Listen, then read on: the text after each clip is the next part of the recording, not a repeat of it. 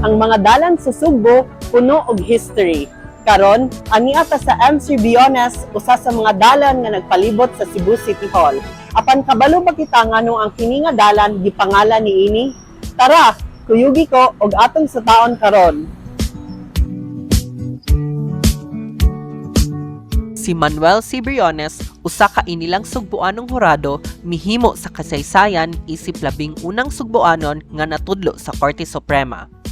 Ang iyang pagkatudlo mo'y naghatag og dalan sa ubang mga Sugboanon nga makaserbisyo sa labing taas nga tribunal sa nasod. Si Briones sa sinugdanan nagsilbi isip delegado sa Constitutional Convention ubos sa Tidings-McDuffie Law niadtong 1934 ug sa ulahi napili isip usa sa 7 wise men nga nag-draft sa 1935 Constitution. Niadtong February 5, 1942, si Briones gitudlo isip hustisya sa korte sa pag-apela ug sa ulahi siya misaka sa Korte Suprema niadtong September 15, 1945. Ang iyang pagkatudlo gipamatud-an sa Commission on Appointments niadtong September 17, 1945. Matikdi nga gitudlo siya ni President Sergio S. Osmeña Sr. sa Sugbo sa Korte Suprema.